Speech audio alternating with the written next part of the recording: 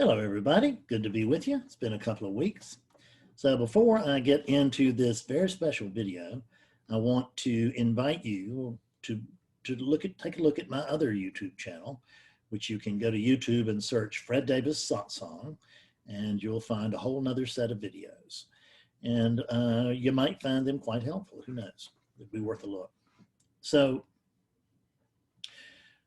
today, I'm going to bring you a story. I'm going to bring you the story of Fred Davis from seeker to teacher. And I'm going to do it through books. And when I'm going to bring you the 21 most important books that I've ever read. Now, in order to bring you, I've read hundreds of books at least, and God only knows how many. And so in order to bring that down to a 21, it means that I've got to leave out scores, perhaps hundreds of good books. And yeah, I would say hundreds. But not all of them were great. They were good, and they were, and some of them were important.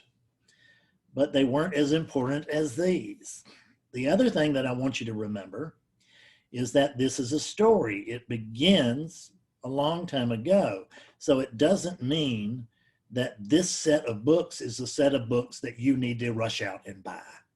It's the set of books that I found myself buying at that time, right? Because there's no book up here that I would back away from and say, boy, you shouldn't read this one, because they're all terrific. But it's, again, I don't mean to negate many of the modern teachers and everything like that, but I didn't have that much to do with that many living teachers, frankly. I had something to do with 2 or 3, and I ran through those fairly quickly. The next thing I knew, I was listening to this, which is what I still do. This is still my teacher, what comes through here. I can hear it better than anything else. It's more direct than anything else I can listen to. And I just completely get it. So, which would make sense. But when I'm talking in satsang or in session or anything else, I don't know what's going to come out of my mouth. I mean, even here, I don't have any idea what's going to come out next.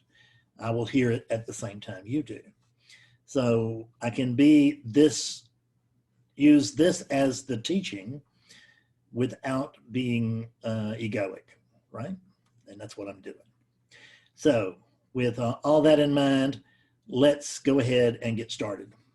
So the first book that started it all, and I was 20 years old, I didn't have a clue about nothing.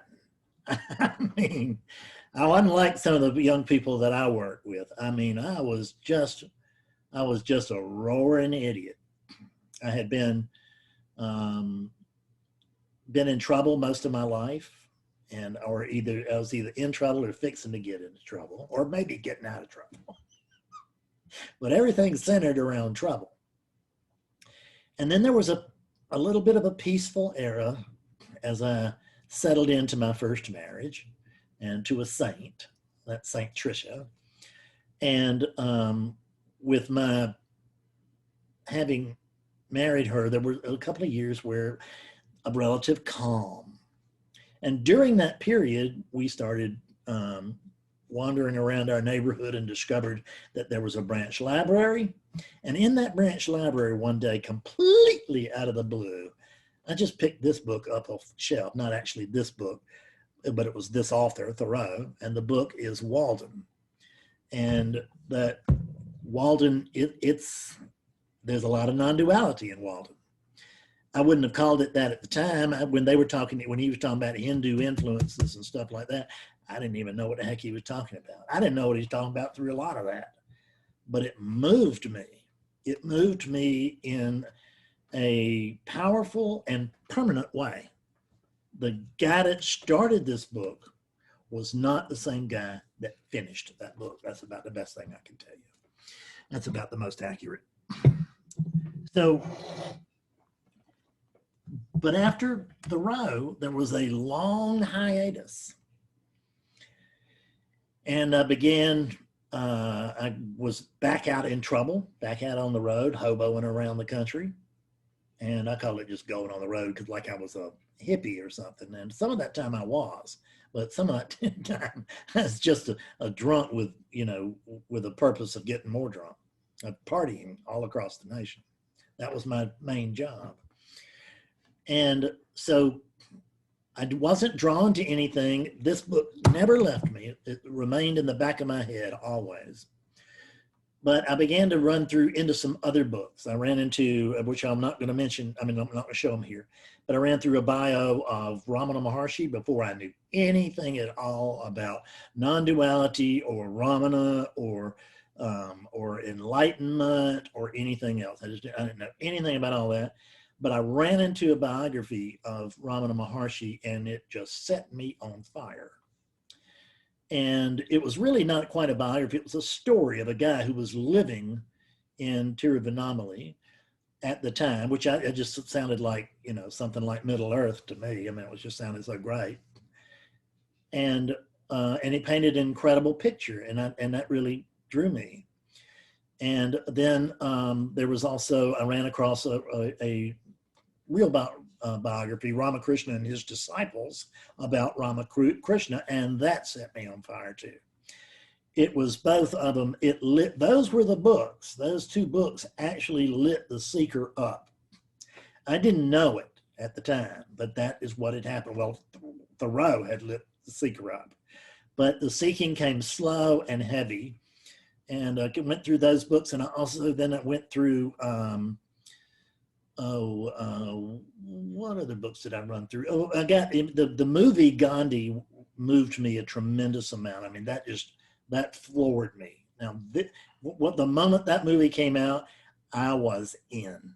I mean, I saw that movie and I've seen it since, and it's a fantastic movie, and it's about a fantastic man. And then I began to get it. I began to get the idea that I was wanting to be a Gandhi-like figure while I was, you know, drinking and screwing around. but I thought it'd be nice to be a Gandhi-like figure. And I'd probably use that some way to improve Fred's life and probably get some girls. Siddhartha by Hermann Hesse, that novel, that was also very, very important to me. But none of these things really pushed me until in 1982, when I was just coming off of the road again. And I got a job at a place that I had once worked for, and I became the general manager of a couple of bookstores. There were 3 bookstores here in Columbia, bookstore newsstands. And I really jumped into Buddhism. I remember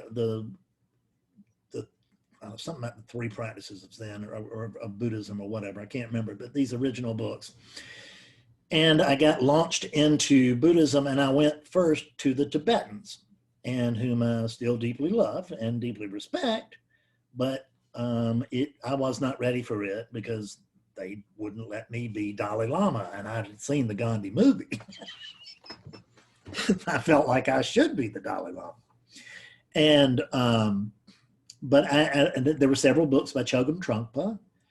And I actually was, at another time, I was visited Naropa Institute and all that in Colorado. So all of that was instrumental. But then in 1991, this is a big jump through the years, because in 1991, I'm 52 to 91, 52 to 92. Okay, yeah, I'm 39 years old.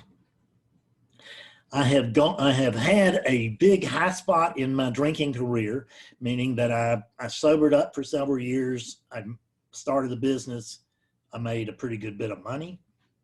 It's a pretty good bit of money now. So it was a way lot of money at that time. And I became just very impressed with myself. And one day I figured out a guy could do all this could surely take a drink. And that's what I did. And over the next year, I blew it all away. I just destroyed it. Destroyed my, I ended up selling my businesses, moving to Oregon. And when I got to Oregon, I thought I would open up another bookstore. And when I got there, I found out that I didn't have any money to do that, and that I was just being an idiot, and that I had confused timing with genius. So I had nothing left. I mean, I lost all my money. I'd lost all my coolness. I'd lost all my specialness. And now I was a guy looking at regular old jobs and catching the bus, right? Or driving a old used car. And realizing that I had lost in that regard, then the seeking took over, because I realized, well, the only place I can win is the spiritual, from the spiritual angle, because I don't have to have any money for that.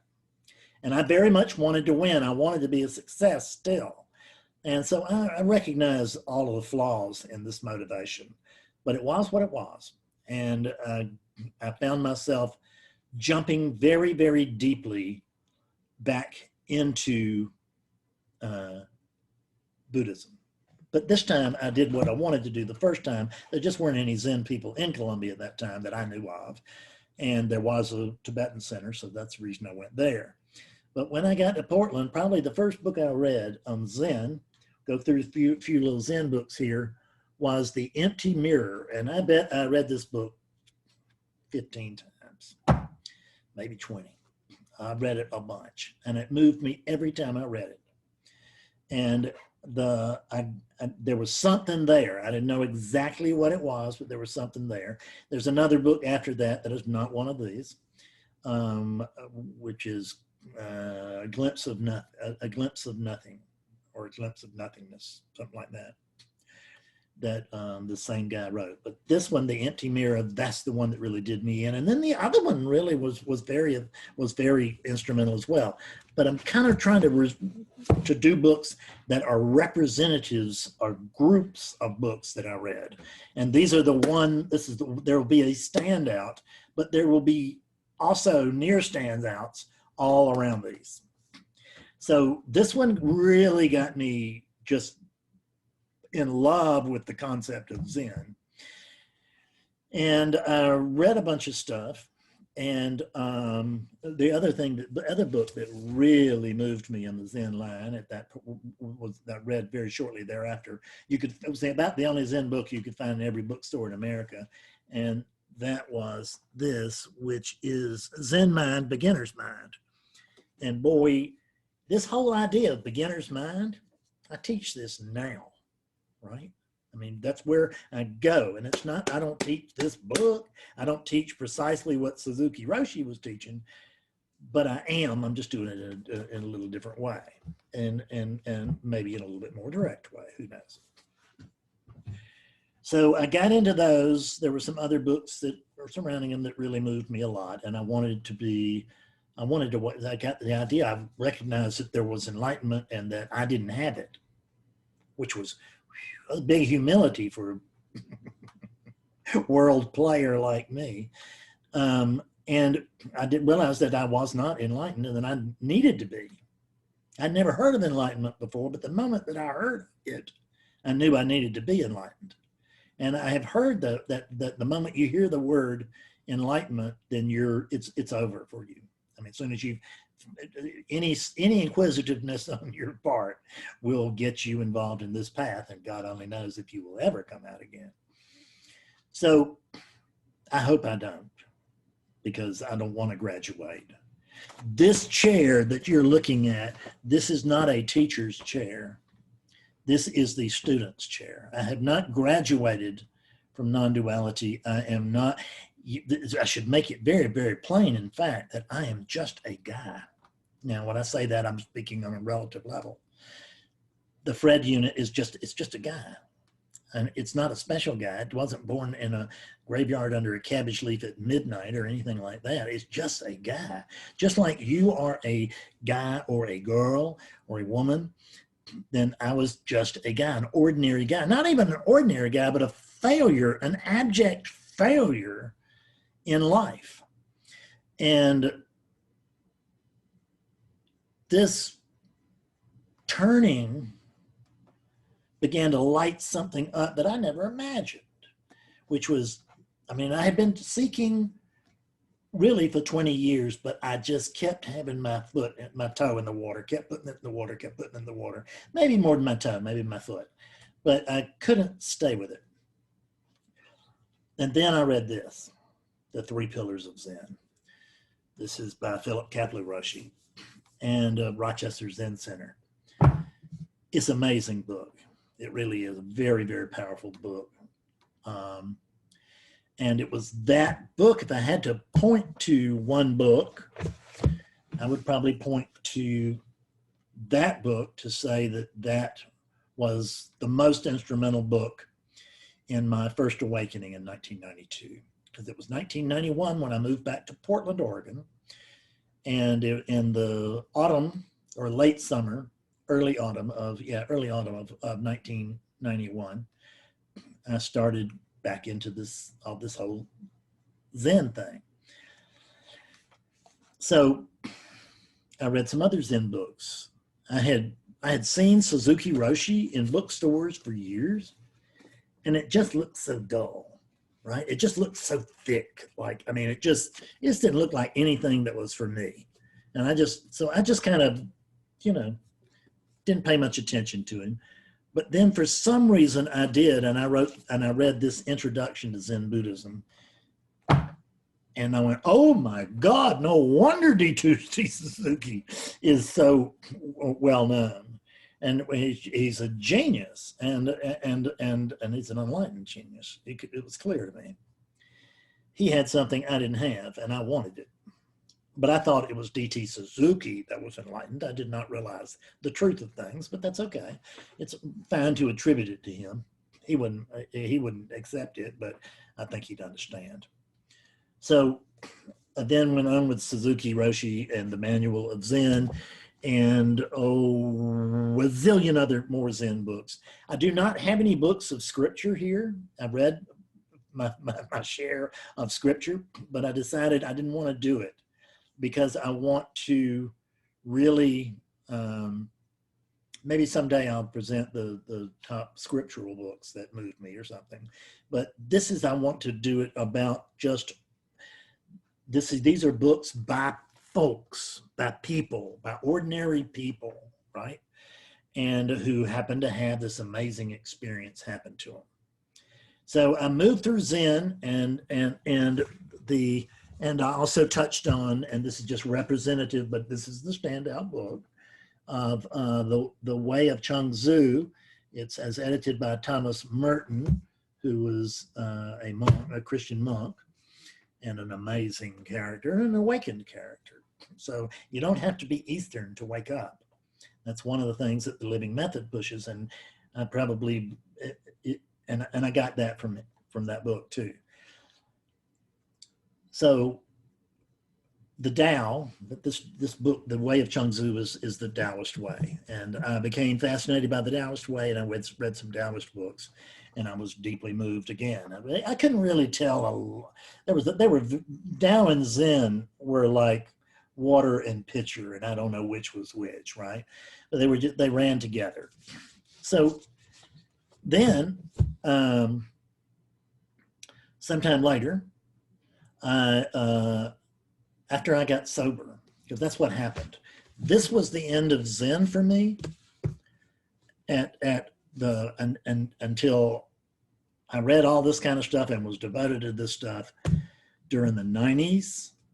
And then the year 2000, I found that I had to get sober. And in order to do that, I went to Alcoholics Anonymous. Sorry, I broke my anonymity there, but hell, it's been done before. So, and I decided, and I looked, and I didn't make their 12 steps. I really should have a big book of Alcoholics Anonymous here. I'm ashamed, but I don't even know if there's a copy in the house. But the big book, so make this the 22 books, because the big book of Alcoholics Anonymous should be in here, because it really changed my life, perhaps more than anything since Walden. And it changed it completely, because even when I was reading Walden when I was 20, I was in very early alcoholism. I didn't know it, but I was. And so when I came into AA in the year 2000, I didn't I came in on March the 1st, 2000. And no, excuse me, January, February, March the, I forgot, 30th, March the 30th of 2000. And what I was afraid of was that I knew so much about spirituality and religion that God only knows how this bit of wisdom came through, but I had the sense that, you know so much about all this stuff about spirituality that you're liable to go in here and see that what they're doing is stupid and then go get drunk and die a drunk. So I've pulled away from Zen. I pulled away from any kind of spirituality other than what was in AA. And I devoted my entire life to that for a year. And I devoted a lot of life to that for another 10. But particularly that first year, I just did everything by the book, as the book, to the best of my ability. And I mean, I ended up going to jail for stuff that happened that for amends that I made in the year 2000. It wouldn't happen for a number of years, but it didn't happen in 2000. But I just want you to know I didn't cut any corners. Anybody that's wondering about their 9th step, I can tell you that I went to jail for it, and I wouldn't take it back, because what I knew was that I had to get sober, and I couldn't cut any corners. I'd cut corners all my life because I was the special one. You were the slow one, I was the special one. And I didn't want to special my way into an early death. So I stayed away from that. And then I was online, and in 2001, and I bumped into a guy who is, and I've just forgotten his name. Oh my God, this is wrong. Michael, oh God, it'll come to me and I'll tell you later. Anyway, his name was Michael. He's a spiritual teacher in Los Angeles. We actually have a client in common. And and he told me, you should read Eckhart Tolle. And so I did. Well, they didn't have a copy of it in Columbia, South Carolina at that moment. But Betsy and I took a trip. Our first trip together in 2001 was we went to the mountains.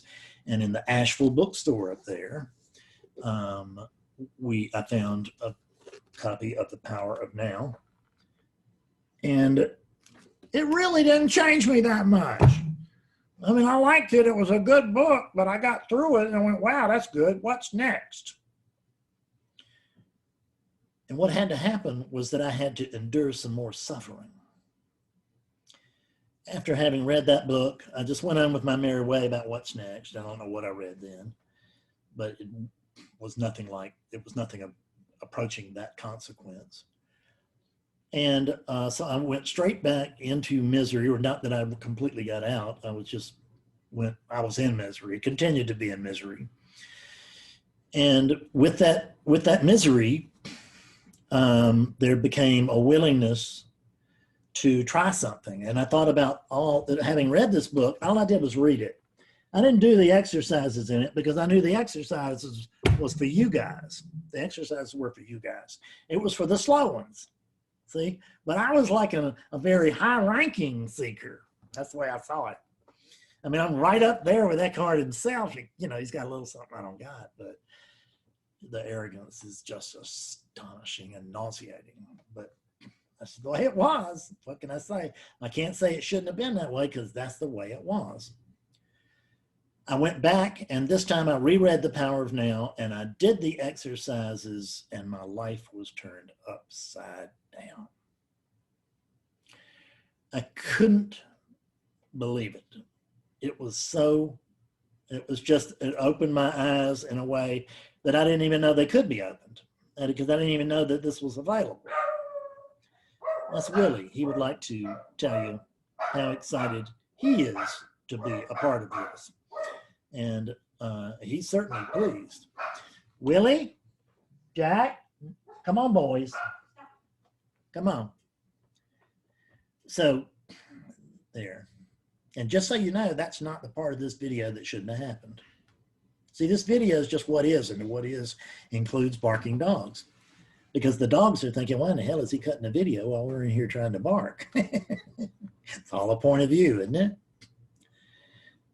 So along with the power of now, and I mean, as is well known by many, I spent several years focusing on Eckhart's teaching. I couldn't get to him. I didn't have any money, and I wanted to meet him, but I couldn't, and all that. So I just went, but I got into his work very deeply. I had 100 and something hours of him on tape, which was hard to find then, easy to find now, and listened to those tapes, you know, pretty much every moment of my waking life. I had them on upstairs in my house. This is after I had been arrested, and my suffering was at a whole new level now when I really went the whole way. It was changed by that book and everything, but the arrest is what really changed things, because that brought in a whole new level of misery. And so, because I had been, I was arrested the day after I picked up my 4-year chip in AA. And that the night before, I had just gone, man, this AA thing really does work. I can't believe it. Because I had Betsy then. Said, man, I got a wonderful woman again. And I had started my little business as a bookseller. I had called it Henry Dickinson Company. And that looked like it was going to take off. And I was, well, I'm getting my business got together, got my woman together, got a nice, you know, my little apartment and a cat, and everything is good. And then, you know, boom, they took me to jail. God almighty. So that brought about a lot of misery for the next couple of years. And during that time, I got into Eckhart, and I also got into the work of Byron Katie. Now, I loved Katie, and I think I kind of lusted after her for a little while there.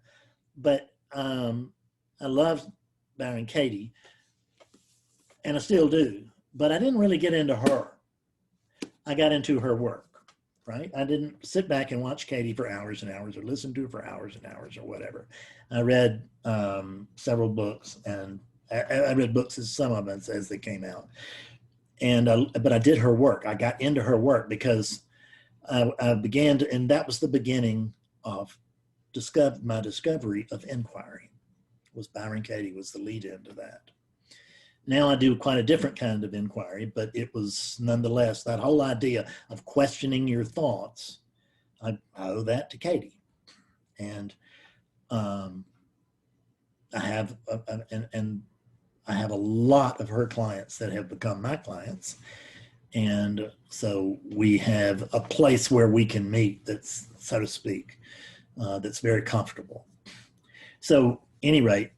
Because what I found out was, for me, it's just my experience, is that loving what is was really more important to me later. It was more important to me. Actually, I wasn't loving what is. It wasn't the book. I'd already read the book. I just turned to the work online and got the worksheets and started doing the work. That was in post-awakening. I didn't do much inquiry prior to that. I did a little because she fascinated me, but it was not a little bit like Eckhart's book. Well, it was okay for them. Maybe not for a big shot like me. But somewhere in here, awakening really began to start. And it already happened in 1992, but then I just forgot the worst oscillation imaginable. I lost that awakening. I couldn't believe it. Guy had it, I lost it, and Fred couldn't get it back. And I understand all that now, but didn't understand all that then. And I didn't have a teacher to explain that to me, and there really weren't many, if any, books about this exclusively. I mean, they could find them in like maybe hidden in the Tibetan traditions. There'd be stuff like that, but it was never straight out. I mean, that's one thing. It just wasn't that I found. I'm not saying it wasn't, that it isn't there, but I just didn't find it. What I found is I found a wonderful path of truth and light with Zen and Taoism, and then discovered these guys, but still had never heard the term non-duality.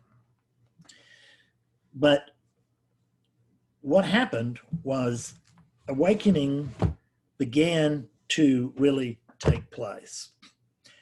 And I would say that a book that was instrumental during the time of awakening was this one, Consciousness is All, by Peter Zubin, I haven't seen him or talked to him in a long time, but he's a friend of mine. And so when I read Peter's book, and it just was so direct, that's what I had not been able to find. It was so direct.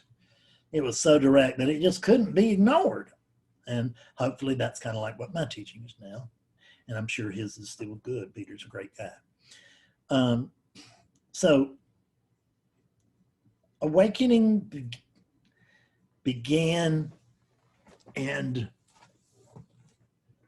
I was getting, the sense of awakening and all this. I was getting glimpses. That's what was happening. I was getting serious glimpses regularly. And then I read this. Pointers from Nisargadatta. When you hear me saying that, pointers from Nisargadatta Maharaj, who was the greatest teacher ever, as far as I can tell. And when you hear me talking about that, I was reading a book when I woke up. This is that book, Pointers from Nisargadatta Maharaj. It is clear and it is direct. It is not as, it's a crafty, sneaky direct, but it's direct enough. I guarantee you that. And this set me up for reading Nisargadatta later, but I don't think I may have tried to read a little Nisargadatta before, but I couldn't get it into it. This was what really opened the door to me for that teaching. And quite frankly, it also opened the door to this one. So, although it wouldn't happen for years. In those days where awakening now had taken place, and I'm in post-awakening, then I began to seek out some other things. And one of the things that I did is this Living Reality by James Braha, who is also a friend of mine. And so James wrote this remarkable book, Living Reality. And what it is, it's about, James is a strange guy. He's a world-renowned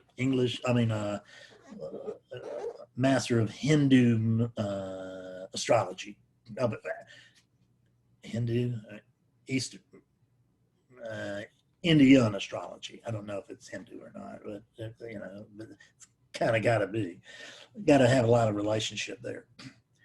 Anyway, he invited Sailor Bob Adamson to come to and visit, spend a summer with him, and he did. And this book is what it's about. And he invited Sailor Bob to his house so that Sailor Bob could wake him up, because James just was not a flyer, right? And so Sailor Bob took him up on it.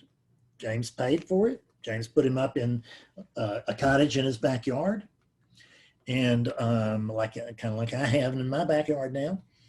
And Sailor Bob woke him up while he was there. And woke his friend up too. I've talked to his friend as well. I remember James's friend, but I have emails with him, and he's very pleasant. But it was James that really affected me, because this was so profound, because it was so damn simple. It was, which I'd already seen, but awakening is all about right now. So the fact that I've seen something doesn't mean that I got it for all time, and there's nothing here to get it for all time. There's getting it, but there's no got it, because there's no Fred to get it and have it and own it and all of that, which was very disappointing for a Fred. But that's the way of it. So, and I talked with James, and he was just a huge help by himself, just because he wrote that book, and he treated me very nicely, and he knew that I was an awakened being, and he treated me accordingly, and that was huge, because it was like confirmation. He didn't say, here's my enlightenment wand, you're really enlightened, or anything like that, but the way that he treated me was fantastic. So I got drawn back to some other things then, and I began to reach the teachings of Ramana Maharshi. This book by David Godman is just, this is chock full of fabulous. And it really is a wonderful, wonderful book. And that moved me as well. Now I'm talking about, I'm in post-awakening. So what's happening now is that there has been the event of awakening, which came about on the day that I was reading that Pointers with Nisargadatta. And I don't want to talk about the awakening too much, but it did happen. It was kind of a fairy book, kind of like in 1992. That was kind of fairy tale too. But because in both cases, I was about 1,000,000 miles from awakening. So anything that getting that clear was explosive to my little mind, which was just dull as a brick. Even though I had been around this stuff for years and years and years, I had been so much self-aggrandizement, the attempt at that I really missed a lot of it. So Ramana Maharshi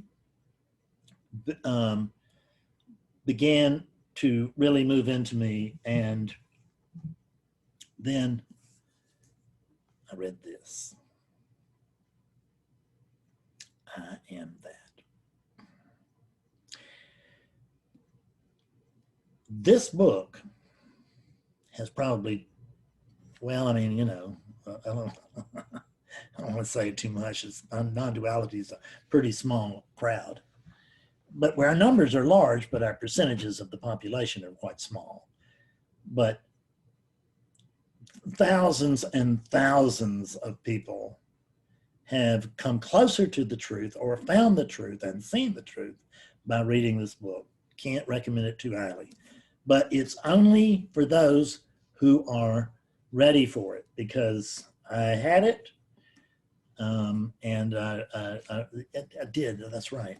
After I woke up from, right after Pointers from Nisargadatta, I then tried to pick up this book, and I wasn't ready for it yet. And I couldnn't get it, really. I wasn't following it. It didn't make a lot of sense to me. It sounded real old and real crotchety. So, which was not completely off the mark. But he was also just a beautiful, gentle, wonderful soul. So I am that. Now I'm really waking up. But the problem is, I've had the awakening event, which is the awakening event is really coming to see that there's nothing but this. There's just this. And there's no personality. There's no separate entity of a Fred Davis. It's just come to be seen. It's just a matter of fact. It's not questioned or anything else. You just see it and go, oh, of course. Because it's the most obvious thing in the world when it is. But a lot of these obvious things are obvious only in hindsight. And that's the way it was with me. I didn't see much going forward. I saw a lot in the rearview mirror. But awakening occurred, and I was coming along really, really nicely. And then I discovered the path of clearing, right? So when I say I was coming along really, really nicely, that's just something that just now escaped my mouth, but it's not true. It was ugly. When I woke up, after I woke up, it was an ugly time because my life was in just total chaos. I was in huge fear and pain. And I also was just, you know, I had a big spiritual awakening, but I had come to see that there was no Fred. I had come to see that there was just this. What I hadn't come to see was that it was just this as it is. See, because I first came to see that there's just this, but, you know, me having lived as a homeless guy in the park, or me having been an alcoholic and me having lost all my money, all those things, they shouldn't have happened. There's only this, and there's no Fred, but those things shouldn't have happened to Fred because there still was a lot of identification as a Fred. This is in post-awakening, and the truth is known. but it's only known intermittently because that's just the way it works. That's why we call it a sense of oscillation. There's a sense of oscillation. There's no oscillation.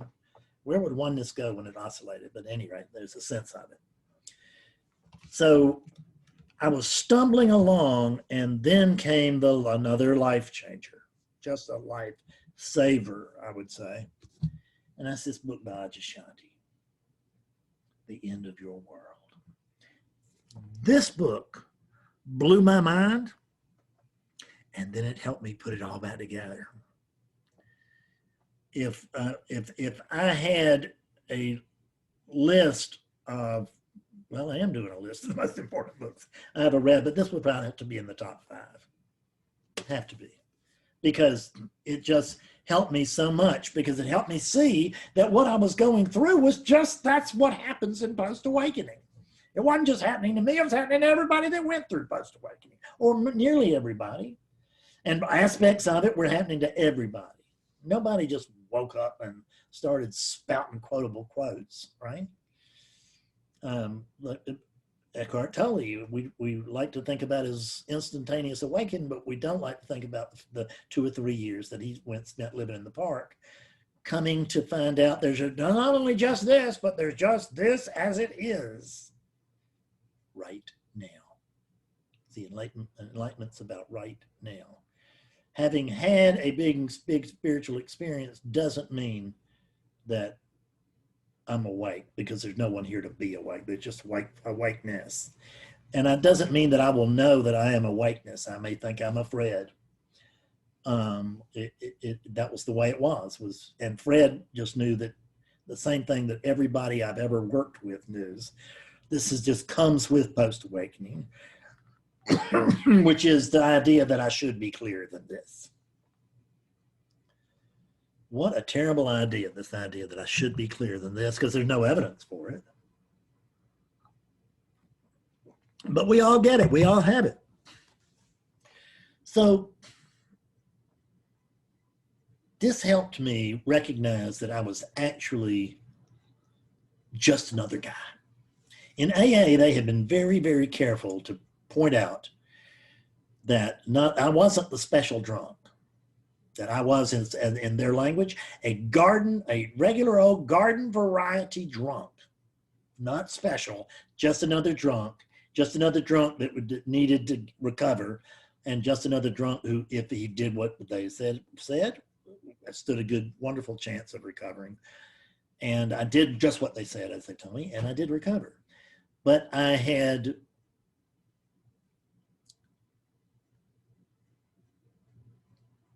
come to see that there was a path there, and I took that path and I followed it. But then I found out there was no path to awakening. That just occurred out of the blue. If these books look like a path, they're not. They're historical markers. And actually, I can't even experience time because there isn't any, but we're talking as if there is, because this talk is being done within relativityness. There's no relativity, but there's relativityness. And because you are a verb and not a noun.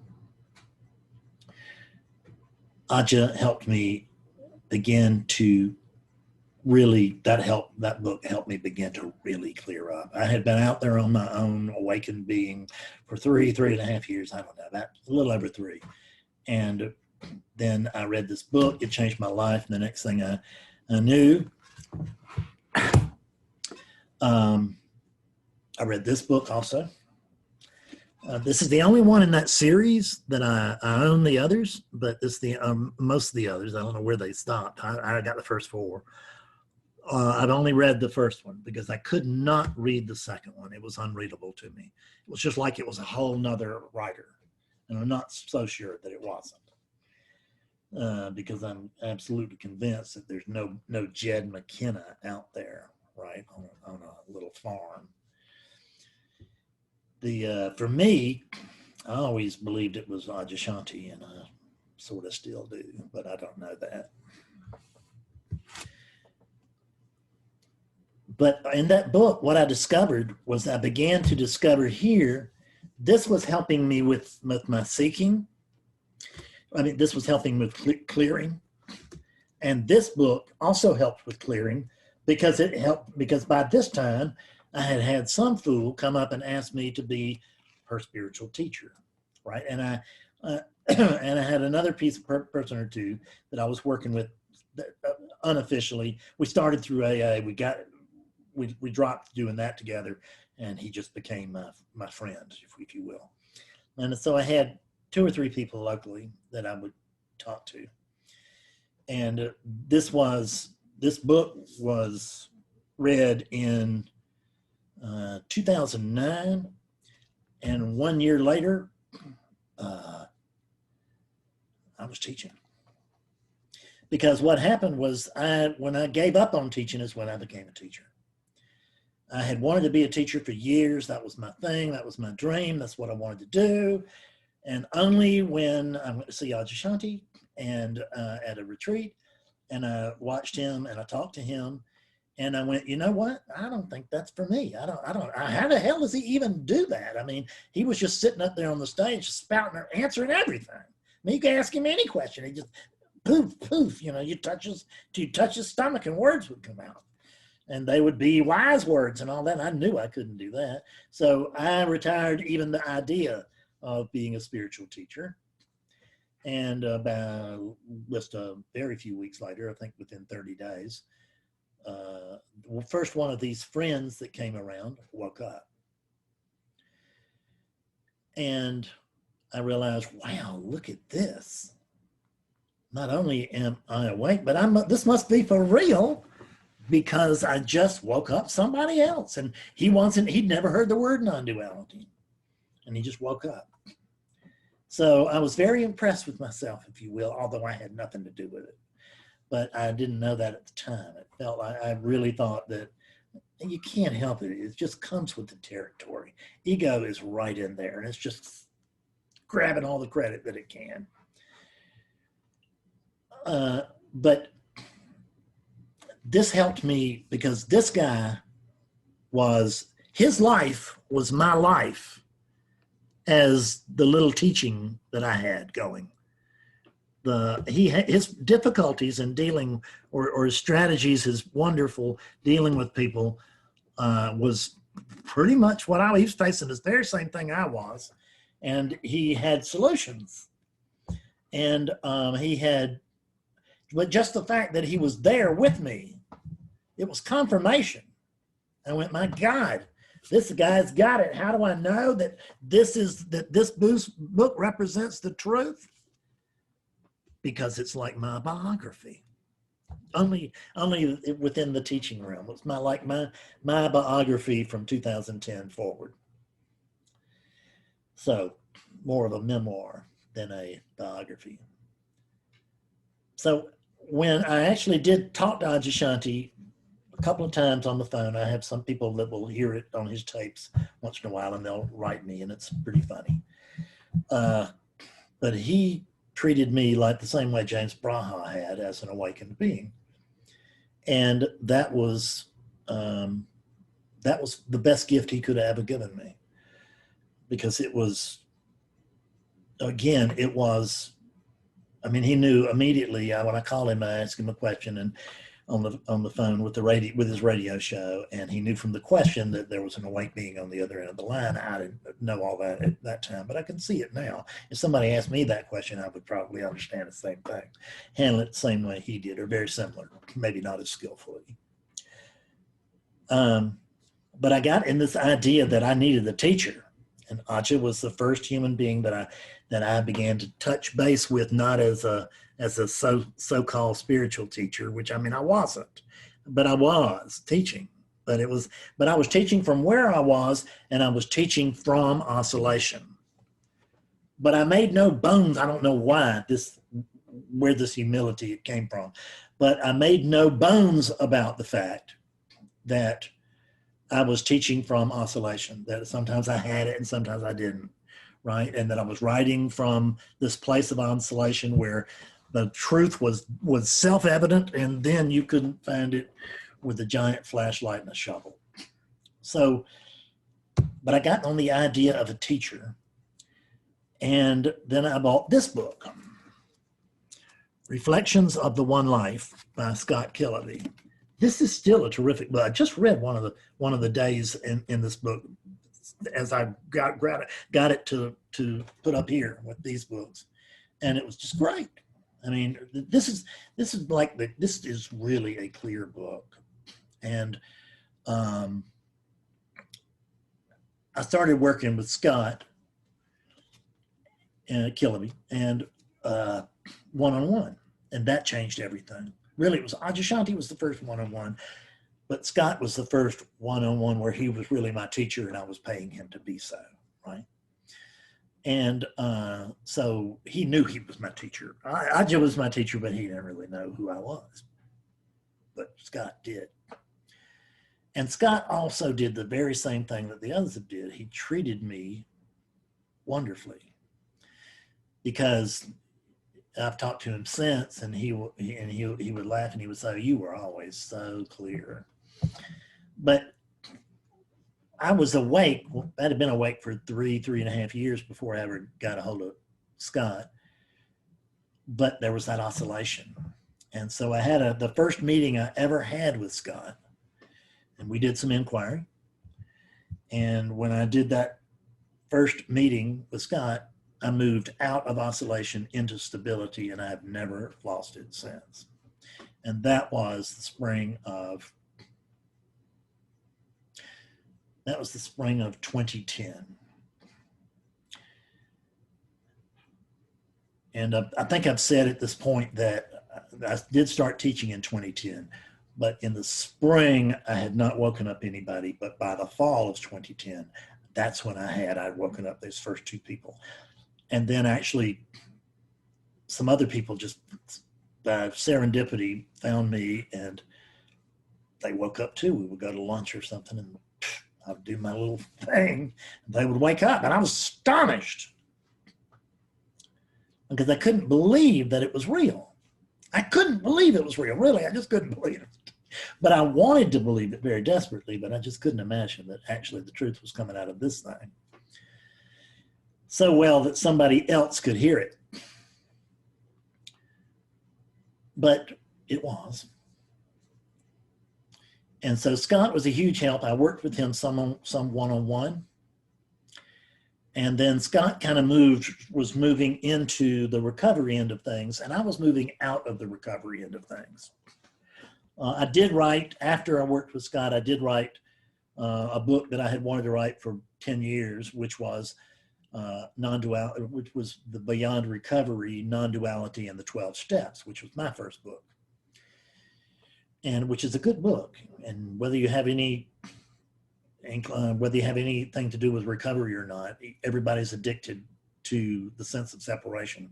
And I never read anybody say I talked to anybody that said they were sorry they read that book, whether they had ever had any recognized addiction or not.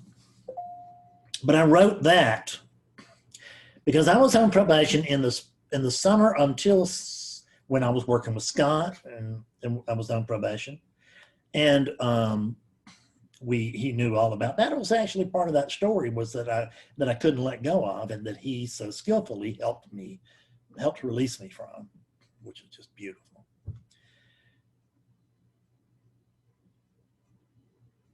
To move on, I began in 2011. I began the blog Awakening Clarity. And it was just called Awakening Clarity at that time. And it was just a little blogger thing, but I just built it in. But it was a little blogger website, but it's getting 20,000 views, 30,000 views a month, which was pretty good. And so I began to get a little bit known in the non-dual community, although I was not pretending to be a teacher, but I was teaching in the blog. I wasn't saying but I was hoping that everybody would figure out, but I don't think they did. So, and I started that blog right after I got off probation because I wasn't going to start it while I was on it. Well, that's what I say now, but actually I didn't know that I was going to start a blog. So I didn't know that I was not starting a blog until I got off of probation. Just when I got off probation, I noticed that I started the blog immediately because I didn't have to report my activities to anybody anymore.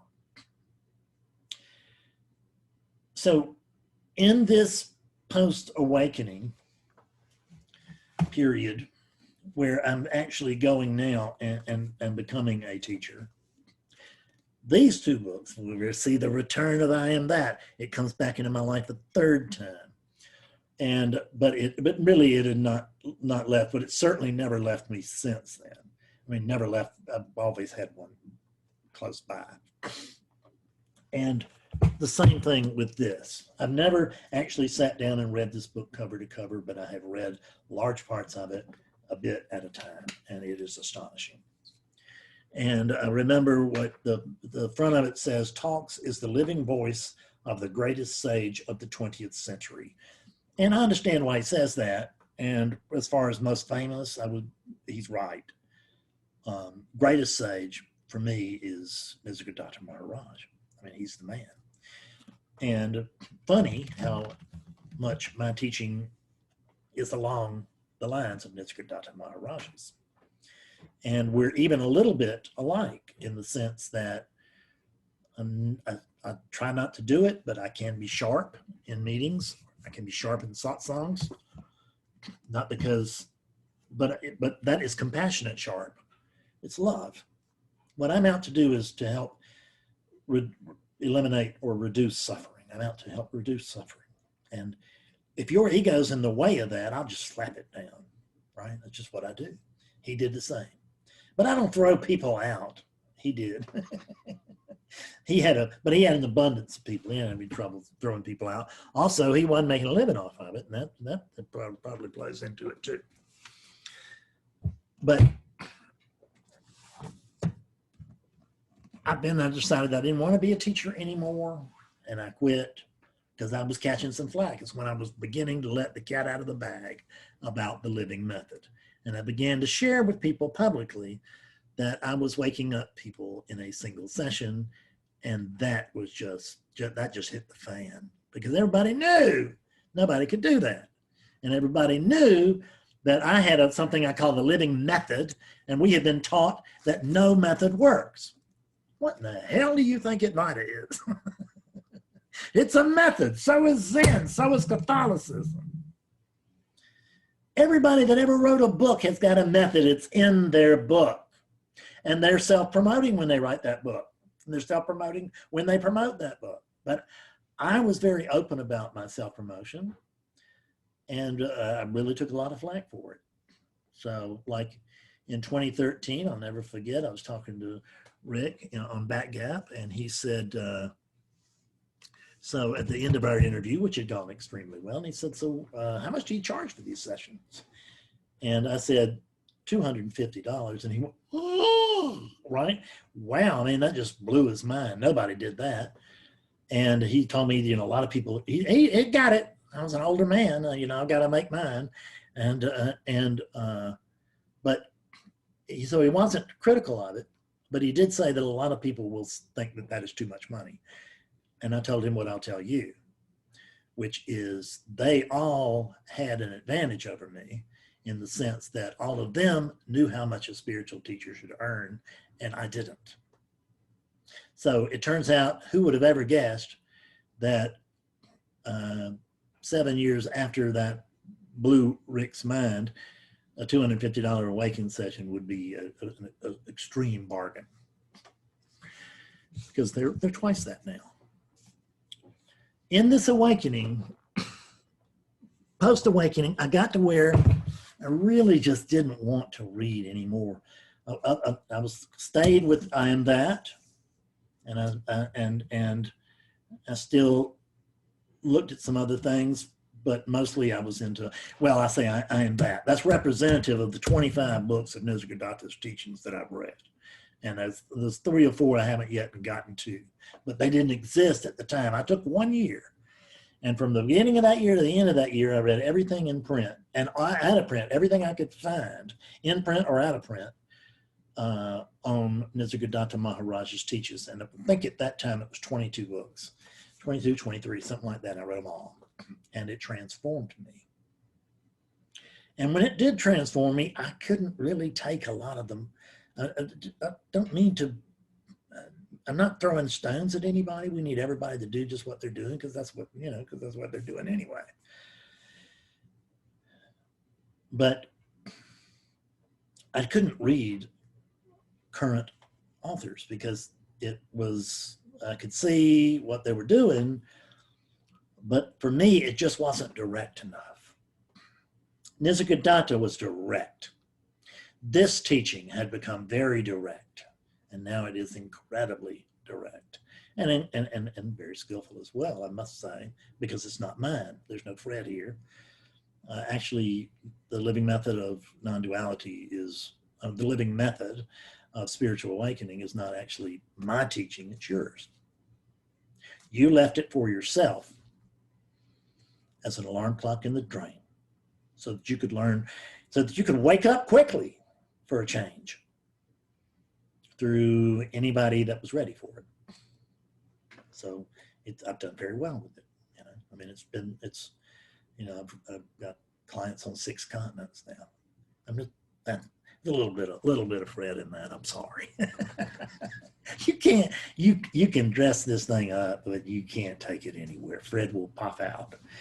And so, but in the last few years, while still reading some stuff, but mostly not from open the book to the back of the book, just picking up non-dual books and reading parts of them, you know, finding the part that I needed to find at that time. But I discovered one day in my early teaching days, a guy read the Book of Undoing, because when the Book of Undoing came out, Katie barred the door. That was my power of now, so to speak, on this scale.